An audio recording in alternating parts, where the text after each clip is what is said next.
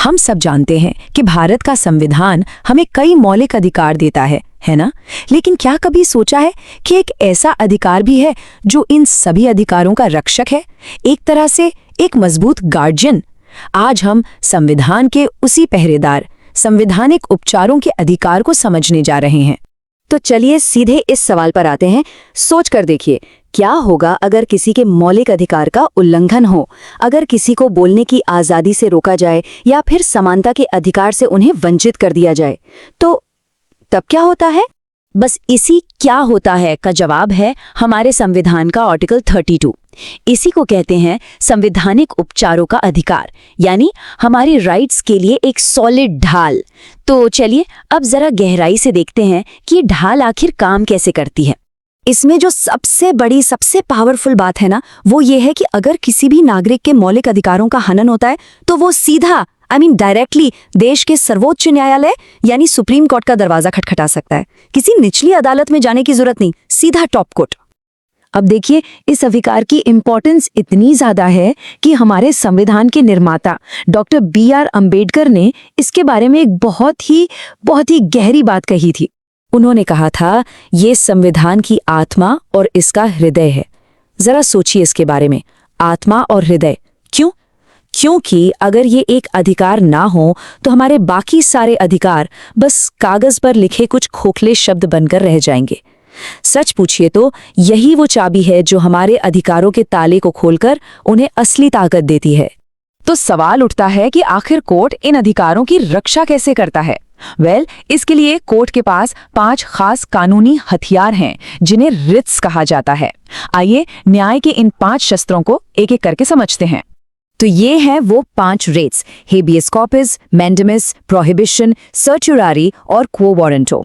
देखिए, हर एक का अपना एक खास मकसद है और ये अलग अलग सिचुएशंस में इस्तेमाल की जाती है। चलिए अब इन्हें एक एक करके थोड़ा डिटेल में जानते हैं।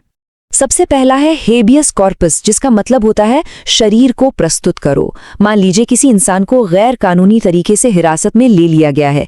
ऐसे में कोर्ट ये रिट जारी करके पुलिस को ऑर्डर देता है कि उस व्यक्ति को फौरन कोर्ट के सामने पेश किया जाए। ये पर्सनल फ्रीडम का सबसे बड़ा रक्षक है, फॉर श्योर। दूसरा है मैंडेमिस, यानी आदेश देना। इसका यूज कब होता है? जब कोई सरकारी अधिकारी या कोई संस्था अपना कानूनी काम, अपनी ड्यूटी पूरी करने से मना कर दे, तब कोर्ट मैंडेमिस जारी करके उन्हें साफ साफ ऑर्डर देता है कि वो अपना काम करें। तीसरा है प्रोहिबिशन। इसका तो नाम से ही मतलब साफ है, रोक लगाना।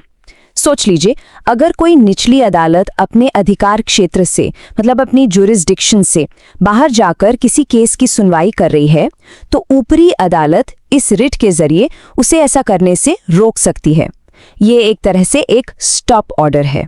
चौथा है सर्शरारी, जिसका मतलब है रिकॉर्ड मंगाना। इसके अंडर ऊपरी अदालत किसी निचली अदालत से किसी केस के डॉक्यूमेंट्स अपने पास मंगवाकर चेक कर सकती है और अगर लगता है कि फैसला गलत है या गैर कानूनी है तो उसे रद्द भी कर सकती है। मतलब पूरा डिसीजन पलटा जा सकता है। और 5वां और आखिरी शस्त्र है क्वो वारंटो। इसका मतलब है कि इस अधिकार से, यानी बाय व्हाट अथॉरिटी, अगर कोई व्यक्ति गैर कानूनी ढंग से किसी सरकारी पद पर बैठ गया है तो कोर्ट इस रिट के जरिए उससे पूछ सकता है कि भाई तुम किस अधिकार से इस कुर्सी पे बैठे हो। अच्छा, अब ये जो सुरक्षा है ये सिर्फ सुप्रीम कोर्ट तक ही सीमित नहीं है। संविधान का आर्टिकल 226 हाई कोर्ट्स को भी ऐसी ही शक्ति देता है। और यहाँ एक इंटरेस्टिंग बात है कि एक मायने में हाई कोर्ट्स की शक्ति का दायरा सुप्रीम कोर्ट से भी बड़ा है। देखिए, यहाँ एक बहुत ही दिलचस्प डिफरेंस है। आर्टिकल 32 के तहत सुप्रीम कोर्ट सिर्फ फंडामेंटल राइट्स के उल्लंघन पर ही रिट जारी कर सकता है, सिर्फ फंडामेंटल राइट्स। लेकिन आर्टिकल 226 के तहत हाई कोर्ट्स फंडामेंटल राइट्स के साथ साथ दूसरे लीगल राइट्स के लिए भी रिट जारी कर सकते हैं। एग्जाम्पल के लिए, अगर किसी का मौलिक अधिकार नहीं बल्कि कोई नॉर्मल सा कानूनी हक छीना गया है तो वो हाई कोर्ट जा सकता है, पर डायरेक्टली सुप्रीम कोर्ट नहीं। तो आखिर में इस पूरे अधिकार का महत्व क्या है? ये सिर्फ इंडिविजुअल केसेस के लिए इंपॉर्टेंट नहीं है, बल्कि ये पूरे लोकतंत्र और कानून के शासन यानी रूल ऑफ लॉ के लिए एक कवच की तरह है। सबसे पहली और सबसे जरूरी बात, ये हर आम नागरिक को, फर्क नहीं पड़ता वो कितना साधारण है, उसको न्याय के सबसे ऊंचे दरवाजे तक पहुंचने का एक सीधा और मजबूत रास्ता देता है। दूसरी बात, ये लोकतंत्र के लिए एक सेफ्टी वाल्व की तरह है। ये सरकार की ताकत पर एक मजबूत लगाम लगाता है। ये इंश्योर करता है कि कोई भी सरकार अपनी पावर का गलत इस्तेमाल करके नागरिकों के अधिकारों को कुचल न सके। और अंत में यही वो अधिकार है जो हमारे बाकी सभी मौलिक अधिकारों में एक तरह से जान डालता है। ये इस बात की पक्की गारंटी है कि संविधान में लिखे अधिकार सिर्फ सुंदर शब्द नहीं है, बल्कि एक जीती जागती हकीकत है जिन्हें कोई छीन नहीं सकता। तो अगर हम इसको समराइज करें तो ये संवैधानिक उपचार मौलिक अधिकारों की रक्षा करते हैं, नागरिकों को न्याय दिलाते हैं, सरकार पर कंट्रोल रखते हैं और सबसे बढ़कर देश में रूल ऑफ लॉ को मजबूत करते हैं। इसलिए संवैधानिक उपचारों का अधिकार सिर्फ एक कानून नहीं है, ये हर भारतीय नागरिक का रक्षक कवच है। ये हर भारतीय नागरिक को ये विश्वास दिलाता है कि जब तक ये संविधान है, हमारे अधिकार सुरक्षित है और उनकी रक्षा के लिए न्याय का दरवाज़ा हमारे लिए हमेशा हमेशा खुला रहेगा।